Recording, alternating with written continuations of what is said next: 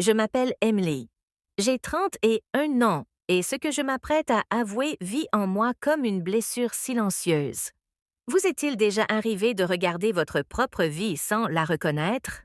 Tout a commencé le jour où j'ai compris que la vie que j'avais construite n'était pas celle que mon cœur désirait vraiment. Quand j'ai épousé Jason, mon amour d'université, je croyais que nous étions inébranlables. Il était le genre d'homme que l'on admire, calme, posé, fiable, celui qui n'oublie jamais un anniversaire, qui s'assure que les factures sont payées et que la maison reste debout malgré toutes les tempêtes. Pendant des années, je me suis dit que c'était ça, l'amour, la constance, la fiabilité, le confort. Mais quelque part en chemin, le confort est devenu silence. Nos rires se sont éteints, remplacés par des emplois du temps et des soirées polies. J'ai essayé de me convaincre que c'était normal, que le vrai mariage parlait moins de papillons et davantage d'endurance. Mais au fond de moi, il me manquait le battement, l'élan, la sensation que l'amour pouvait encore me couper le souffle. Puis il y a eu Noah. Il n'était pas un étranger, c'était le plus proche ami de Jason, quelqu'un qui faisait partie de nos vies depuis des années. Et pourtant, soudain, il était différent. Il dégageait une énergie qui remplissait chaque espace où il entrait, une énergie qui rendait tout un peu plus vivant. Là où Jason planifiait chaque chose à la minute près, Noah vivait à l'instinct. Et quand il me regardait, c'était comme s'il voyait la part de moi que j'avais oubliée. Tout a commencé innocemment. Des plaisanteries partagées, des regards rapides, des conversations qui s'étiraient plus longtemps qu'elles n'auraient dû. Je me disais que c'était sans danger, mais peu à peu nos mots sont devenus chargés, nos silences passent étaient plus lourds. Chaque fois qu'il passait, mon cœur me trahissait, s'emballant d'une manière que je ne pouvais pas contrôler. Mais que se passe-t-il lorsqu'un seul instant change tout? Un soir, alors que Jason était en déplacement, la frontière entre l'amitié et autre chose a disparu. Un regard s'est attardé, un souffle s'est suspendu, et dans cet instant unique, l'air était électrique, dangereux. J'aurais pu reculer, j'aurais dû, mais je ne l'ai pas fait. Quand cela s'est produit, ce n'était pas seulement du désir, c'était une libération. Des années de désir silencieux ont éclaté d'un seul coup. La culpabilité a été immédiate, vive. Mais en dessous, il y avait quelque chose que je ne pouvais pas nier, une part de moi qui s'éveillait après des années de sommeil. Après coup, je me suis regardée dans le miroir, cherchant la femme que j'étais avant cette nuit-là. Elle avait disparu. Celle qui me faisait face était à la fois terrifiée et vivante. Je me suis dit que c'était une erreur, que je pouvais l'enterrer sous le silence. Mais certains secrets refusent de rester silencieux. Jason est rentré, a embrassé mon front et m'a dit qu'il m'avait manqué. J'ai souri, faisant semblant que rien n'avait changé, alors qu'à l'intérieur, j'avais l'impression de me tenir sur du verre brisé. Chaque mot, chaque geste était une comédie. Et pourtant, Noah persistait dans mes pensées. Sa voix, son regard, le souvenir de la façon dont mon prénom sonnait quand il le prononçait. Les jours se sont fondus en semaines. J'ai essayé de prendre mes distances, de reconstruire les murs que j'avais brisés, mais les plus petites choses continuaient de les faire tomber. Un message inattendu, un bonjour échangé, la façon dont nos regards se retrouvaient dans une pièce bondée. À chaque fois, ma détermination s'effritait un peu plus. La culpabilité est devenue mon ombre. La nuit, tandis que Jason dormait à mes côtés, je revivais des moments que je n'aurais pas dû me rappeler. Mon corps restait immobile, mais mon esprit était ailleurs, pris dans une tempête dont je ne pouvais m'échapper. Puis Jason a proposé que nous partions un week-end. Juste nous deux, a-t-il dit doucement, les yeux pleins de bonté, sans se douter de rien. J'ai accepté, espérant que la distance apaiserait le chaos en moi. Ce voyage a été à la fois une grâce et une punition. Loin de tout, j'ai vu Jason tel qu'il était vraiment, un homme qui m'aimait sans condition, qui avait bâti tout son monde autour de mon bonheur. Je l'ai regardé rire près du feu, me prendre la main, et je me suis demandé comment j'avais pu perdre de vue un amour pareil. L'espace d'un instant fugace, j'ai cru pouvoir revenir pleinement vers lui, que la tempête en moi pourrait se dissiper en calme. Mais quand nous sommes rentrés, Noah était là, Un seul regard et chaque fragile parcelle de contrôle que j'avais construite s'est effondrée. La vérité m'a frappé de plein fouet. Je ne pouvais plus vivre dans deux mondes. La sécurité silencieuse de l'amour de Jason et l'attrait sauvage et dévorant du toucher de Noah ne pouvaient pas coexister. L'un détruirait l'autre et tous deux me détruisaient lentement. Aujourd'hui, chaque matin pèse plus lourd. Le sourire de Jason porte une confiance que je ne mérite plus. L'absence de Noah ressemble à une blessure qui refuse de guérir. Je traverse mes journées en faisant semblant que tout va bien, mais à l'intérieur, c'est le chaos. Une tension constante entre la culpabilité et le désir, la sécurité et l'élan. Je ne sais pas comment cette histoire se termine. Peut-être que la vérité éclatera et réduira tout en miettes. Peut-être que je la porterai en silence jusqu'à la fin de ma vie. Tout ce que je sais, c'est que ce que j'ai ressenti avec Noah était réel, brut et effrayant, mais réel.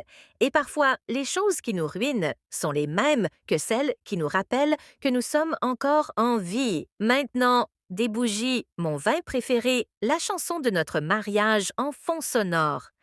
Mais pendant qu'il parlait, je n'entendais qu'Adam. Sa voix, son rire, ces mots qui résonnaient dans ma tête. Tu mérites plus, Rachel. J'ai souri tout le long du dîner, faisant semblant d'être présente, alors que mon cœur était ailleurs. Plus tard, quand Michael s'est endormi à mes côtés, je suis restée à fixer le plafond. La culpabilité m'a traversée comme une tempête. C'est à ce moment-là que j'ai compris la vérité. J'avais dit oui à tout, sauf à la seule chose qui comptait vraiment, l'honnêteté. Le lendemain matin, je suis allée au travail et j'ai demandé à Adam de prendre un café à l'extérieur du bureau. Il avait l'air surpris, peut-être même nerveux. Assis l'un en face de l'autre, je lui ai dit que je ne pouvais plus vivre dans cette zone grise que nous avions créée. Tu as été gentil avec moi, ai-je dit. Tu m'as rappelé que je suis encore vivante, mais je dois retrouver ce sentiment sans toi. Il est resté silencieux un long moment, puis il a hoché la tête. Tu es plus forte que tu ne le crois, Rachel, a-t-il dit doucement, et c'est peut-être ça que tu devais découvrir depuis le début. Partir a été plus difficile que je ne l'imaginais. Le silence qui a suivi a été brutal, mais peu à peu, j'ai commencé à reconstruire. Pas seulement mon mariage, moi-même. J'ai recommencé à peindre. J'ai commencé à dire oui à de petites joies qui m'appartenaient, oui aux promenades matinales, oui au temps passé avec mes enfants, oui aux conversations avec Michael qui ne ressemblaient plus à des routines. Finalement, j'ai dit la vérité à Michael, pas au sujet d'Adam précisément, mais sur ce vide que je ressentais. Il ne l'a pas bien pris. Il y a eu des disputes, des larmes, de longues nuits de silence. Mais petit à petit, nous avons retrouvé notre chemin. Il a recommencé à être présent, vraiment présente, et moi, j'ai appris à lui pardonner et à me pardonner.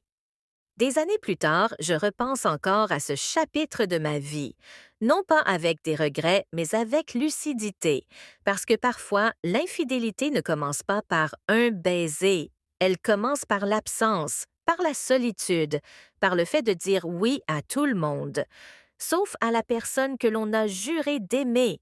J'ai dit oui à tout parce que j'avais peur de dire non au vide dans mon cœur. Mais j'ai compris une chose d'essentielle. Le véritable amour n'est pas d'être toujours heureux, c'est faire face à la vérité, même quand elle fait mal, et choisir de reconstruire plutôt que de fuir. Et aujourd'hui, quand je regarde en arrière, je réalise que le mot le plus puissant dans une relation n'est pas oui. Parce que dire non aux mauvaises choses, c'est la seule façon de dire enfin oui aux bonnes. Même si rien n'avait été dit. Nous n'avions pas franchi de ligne extérieurement, mais intérieurement, quelque chose avait déjà basculé. Quand il me regardait, je me sentais redevenir une version de moi-même que j'avais presque oubliée. Pas parfaite, pas épuisée, juste vivante. Et je crois que c'est cela qui m'a le plus effrayée. Scène 8. L'espace entre deux vies. Après cette nuit-là, le silence avait une nouvelle signification. Chaque regard avait du poids. Chaque mot restait suspendu un peu trop longtemps. J'ai commencé à m'habiller avec plus d'intention, des détails subtils, une touche de couleur, un bijou que je n'avais pas porté depuis des années. Je me disais que c'était pour moi, mais au fond, je savais très bien qui je voulais voir remarquer. Ethan, bien sûr, a remarqué, mais pas de la manière que j'espérais. Tu sembles distraite ces derniers temps, a-t-il dit un soir d'un ton léger, mais avec un regard attentif. Quelque chose au travail? J'ai souri trop vite. Un gros projet, ai-je répondu. Il a hoché la tête, confiant, et cette confiance aveugle m'a fait plus mal que la colère n'aurait jamais pu le faire. Ce soir-là, je suis restée assise dans ma voiture, sur l'allée, longtemps après être rentrée. La lumière du salon brillait doucement à travers la fenêtre. Une image parfaite de paix domestique. À l'intérieur de cette maison se trouvait tout ce que j'étais censée vouloir. Et pourtant, assise là dans l'obscurité silencieuse, je me sentais étrangère à ma propre vie. Scène 9, la pluie qui a brisé le silence. Une semaine plus tard, la pluie est revenue. Une de ces pluies de Seattle qui semble interminable, douce, régulière, rythmée, le genre de pluie qui rend tout plus lourd et plus intime. Il était tard lorsque Lucas m'a proposé de me raccompagner. Allez, tu vas être trempé, a-t-il dit avec légèreté. J'ai hésité, puis j'ai accepté. Le trajet s'est fait dans le calme. Les essuie-glaces balayaient le pare-brise dans un mouvement lent et hypnotique. Nous parlions de travail, de musique, de rien d'important. Mais sous chaque mot, il y avait le murmure de quelque chose de plus profond, quelque chose de non dit. Quand il s'est arrêté devant ma maison, je n'ai pas ouvert la porte tout de suite. Pendant un moment, tout ce que j'entendais, c'était de la pluie contre la vitre. Puis il a dit doucement, « Tu n'as pas à faire semblant d'aller bien tout le temps. » Quelque chose en moi s'est fissuré. Je voulais dire « ça va », mais les mots ne venaient pas. À la place, je me suis tournée vers lui, et dans cet instant fragile, tout a changé. Le baiser n'était ni sauvage ni calculé. Il était silencieux, douloureux, humain. Et quand il s'est terminé, il n'y a eu ni victoire ni soulagement, seulement le poids lourd et tranchant de savoir que quelque chose d'irréversible venait de se produire. Contacter les sociétés de cartes de crédit, rassembler des preuves des signatures falsifiées. Nous avons engagé un expert en écriture qui a confirmé ce que je savais déjà. Je n'avais pas signé ces demandes. David s'est jeté corps et âme dans l'aide. Il organisait des dossiers, faisait des tableaux, assistait aux réunions. Un soir, alors que nous étions assis à la table de la cuisine à examiner une nouvelle pile de documents, il a levé les yeux vers moi. « Maman, je dois te dire quelque chose. » J'ai posé mon stylo. « D'accord. » Il y a quelques années, papa m'a demandé d'investir avec lui dans quelque chose, une start-up technologique. Il disait que c'était une valeur sûre, qu'on deviendrait riche. J'avais 50 000 économisés pour les études de tes enfants. Il voulait que j'y mette tout. Mon cœur s'est serré. David, dis-moi que tu ne l'as pas fait. J'ai failli, mais Sarah, sa femme, elle ne faisait pas confiance à ce projet. Elle disait que si c'était vraiment sûr, pourquoi papa avait-il besoin de notre argent? On s'est disputé, j'étais furieux contre elle. Mais elle est restée ferme. J'ai dit non à papa. Il a baissé les yeux. Il m'a regardé avec des yeux hantés. Je crois qu'il était déjà dans les ennuis à ce moment-là. Je crois qu'il essayait d'utiliser mon argent pour réparer ses erreurs. Et si j'avais dit oui, on aurait tout perdu aussi. J'ai tendu la main et j'ai serré la sienne.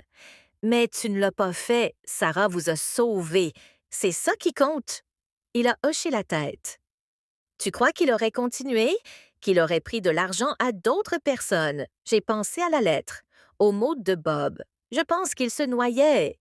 Et les gens qui se noient s'accrochent à tout ce qu'ils peuvent atteindre, même si cela entraîne quelqu'un d'autre sous l'eau.